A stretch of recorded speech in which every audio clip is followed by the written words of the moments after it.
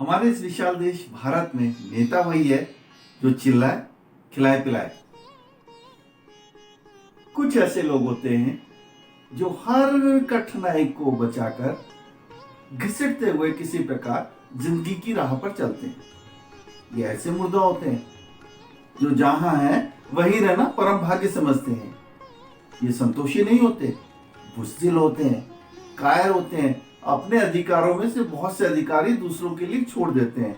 ये किसी तरह का झंझट पसंद नहीं करते हैं। हम में से अधिकांश के लिए सहानुभूति भी एक कला बन गई। भाषा के वैभव ने हमें क्षमता दी है कि हम चुनिंदा शब्दों को उच्चारित करें। नाट्य कला ने हमें सुविधा दी है कि हम दर्द को अपने चेहरे पर बिछा लें। इससे ज्यादा हम करते भी क्या है, सोचकर संतोष कर लेते हैं कि इससे ज्यादा हम कर भी क्या सकते हैं। जिन सवालों के जवाब हमें तकलीफ दें उन्हें टालने से ही आदमी सुखी रहता है।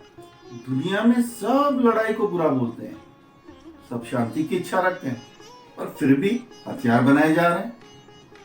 अनशन एक पवित्र क्रिया है, किसी भी मांग पर हो सकता है। दूसरे की बीवी को हड़पने के लिए भी आदमी अनशन कर सकता है।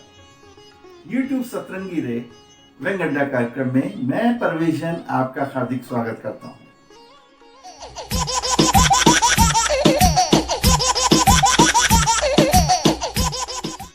धर्म, उपकार और दया की पाखंड महिमा अपार है। सुबह नियम से मछलियों को दाना खिलाते हैं और रात में फिश करी खाते हैं। सोशल मीडिया ने इतना सोशल बना दिया कि कब गली बॉय ग्लोबल हो जाए पता ही नहीं चलता। फेसबुक पर शादियां तय हो जाती है और व्हाट्सएप पर पत्रिकाएं बढ़ जाती है। लग गए वो दिन जब मुंह दिखलाई की रस्म के लिए दुल्हन को नेक से नवाजा जाता था। अब तो गले में जयमाल डालते ही मुंह दिखलाई की रस्म अदायगी हो जाती है। न नेक का झंझट, न घूंघट उठाने का टेंशन। व्यंग अड्डा कार्यक्रम में आज हमारे मेहमान व्यंग्यकार हैं डॉक्टर देवेंद्र जोशी। लेखक, संपादक, व्यंग्यकार तथा ओजस्वी वक्ता के रूप में सुप्रतिष्ठित डॉक्टर देवेंद्र जोशी इन दिनों देश के सबसे सक्रिय लेखक और व्यंग्य के रूप में चर्चा में हैं। इसका ताज़ा प्रमाण है 7 माह में 7 किताबें प्रकाशित होना। महानगरी चकाचौंध से दूर कालिदास की नगरी के निवासी डॉक्टर देवेंद्र जोशी की गत वर्ष के प्रतिष्ठित प्रकाशकों से 2019 में लगातार 3 माह में 3 पुस्तकों का प्रकाशन हुआ था, जिनमें महात्मा गांधी पर महाकाव्य और कस्तूरबा गांधी पर शोधपूर्ण ललित निबंध संग्रह शामिल है। इस वर्ष 2020 में उन्होंने अपना ही पिछले वर्ष का लगातार 3 माह में 3 किताब का रिकॉर्ड तोड़ते हुए इस 7 माह जनवरी से जुलाई तक हर माह किताब प्रकाशित होने का नया कीर्तिमान रचा है। उल्लेखनीय है कि उनकी जनवरी में हम भारत के लोग, फरवरी में बेमिसाल 50 साल अमिताभ बच्चन, मार्च में देवगुरु बृहस्पति, अप्रैल में त्योहार भारत के, मई में तन रागी मन बैरागी, जून में रोबोटिज्म की अजब गजब दुनिया और जुलाई में समकालीन कविताओं का संग्रह अंतस का उजाला शीर्षक से पुस्तकें प्रकाशित हुई है। डॉक्टर देवेंद्र जोशी जितने अच्छे लेखक, संपादक हैं, उतने ही कुशल व्यंग्यकार, कवि और मंच संचालक हैं। वे साहित्यिक पत्रिका बांसुरी और लोकप्रिय दैनिक समाचार द उज्जैन संदीपनी के विगत 40 वर्ष से संपादक हैं। इन दिनों आपका स्तंभ साहित्य संदीपनी बहुत लोकप्रिय हो रहा है। इससे पूर्व अंतर्राष्ट्रीय साक्षरता वर्ष में साक्षरता के प्रसार हेतु आपका साक्षरता एक जरूरत ग्रंथ का लेखन एवं प्रकाशन सन 1990 में हो चुका है। उज्जैन और सिंहस्थ के अंतः संबंधों के दस्तावेजीकरण के उद्देश्य से 4 सिंहस्थ की आंखों देखी दास्तान को समेटते हुए उज्जैनी का सांस्कृतिक वैभव सिंहस्थ 2016 ग्रंथ का लेखन और प्रकाशन सन 2016 में आप कर चुके हैं।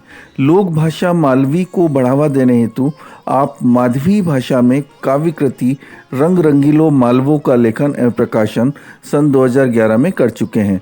पुरस्कार और प्रशस्ति की अगर बात करें तो डॉक्टर जोशी राष्ट्रीय वाद विवाद स्पर्धा में पुरस्कृत हुए हैं। मध्य प्रदेश युवा पत्रकार मंच श्रेष्ठ पत्रकारिता पुरस्कार मिला है। मध्य निषेध सर्वश्रेष्ठ लेखन पुरस्कार प्राप्त है। ठाकुर शिव प्रताप सिंह स्मृति पत्रकारिता पुरस्कार मिला है। राष्ट्रीय सहकारिता परिषद नई दिल्ली का श्रेष्ठ वक्तव्य पुरस्कार प्राप्त है।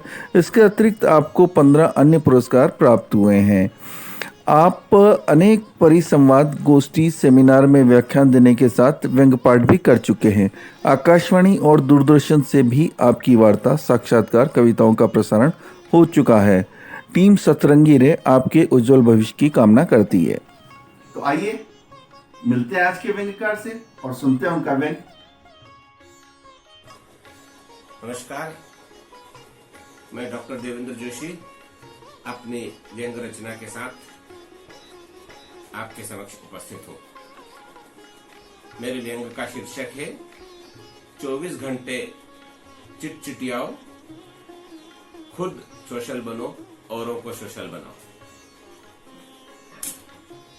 परदेश पढ़ने गए बेटे ने मोबाइल पर बाप का नंबर थमथमाया। खुशी खुशी बाप ने फोन को कनकनाया। उधर से आवाज आई, हेलो डैड, आप कैसे हैं? क्या जैसा मैं हूं आप भी वैसे हैं? आगे समाचार ये है कि मैं कल शादी करने जा रहा हूं। अपनी जीवन संगिनी की मांग में सिंदूर भरने जा रहा हूं। हो सके तो आप जरूर आइएगा। मेरी प्यारी मॉम को भी साथ लाइएगा। कैसे क्या हुआ अभी नहीं बता पाऊंगा। अगले माह इंडिया आने पर विस्तार से बताऊंगा। इतना कहा और फोन कट गया। बेटे का यह वाक्य बाप के कलेजे में धस गया। सोशल मीडिया ने इतना सोशल बना दिया है कि कौन गली बॉय कब ग्लोबल हो जाए कहना मुश्किल है। फेसबुक पर शादी तय होना आजकल आम बात है। व्हाट्सएप पर पत्रिकाएं बंटने लगी है। अपने जमाने में तो शादी की पहली पत्रिका भगवान गणेश के सामने रखी जाती थी, लेकिन अब ये विवाह पत्रिकाएं व्हाट्सएप के जरिए लोगों तक पहुंच रही है। लोग उस निमंत्रण को स्वीकार कर शान से विवाह में भाग भी ले रहे हैं। अब तो माता पूजन का वीडियो मंदिर पहुंचने से पहले फेसबुक पर माता के भक्तों को तत्काल वायरल हो जाता है। फेस से पहले फेसबुक पर वधू की प्रोफाइल खंगाली जाती है।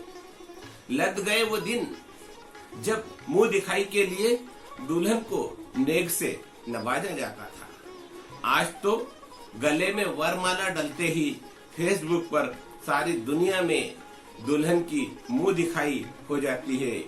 न नेक का झंझट, न घूंघट उठाने का टेंशन। भला हो इस सोशल मीडिया का जो जीवन से मृत्यु तक हर काज का तारणहार बना हुआ है। किसी के मरने या पैदा होने की सूचना व्हाट्सएप पर ऐसे जारी की जाती है जैसे पहले गली में कोई संगीन वारदात होने पर नजदीक के थाने में एफआईआर दर्ज कराई जाती थी। खुशी और गम, जीवन मरण, सोच असोच का हर प्रसंग सोशल मीडिया के बिना वैसे ही अधूरा है जैसे दूल्हे के बिना शादी। व्यक्ति की मौत का समाचार सुनते ही श्रद्धांजलि का स्वर झंकृत होने लगता है।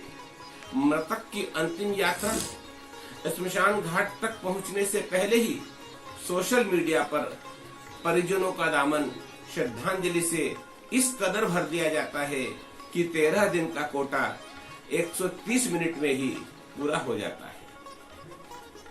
मृतक की आत्मा का 13 दिन तक घर में रहने का मजा ही किरकिरा हो जाता है। लिहाजा मारे शर्म के उठाव ना होते ही आत्मा बोरी बिस्तर समेटने को मजबूर हो जाती है। वारे सोशल मीडिया। एक समय था जब विवाह के समय जो पत्नी चंद्रमुखी नजर आती थी, वह विवाह होते ही ज्वालामुखी लगने लगती थी। ऐसे में कौन याद रखना चाहेगा अपने 1 से 2 होने की इस मनहूस घड़ी को। लेकिन आज व्यक्ति के पास इससे बचने के विकल्प नहीं है।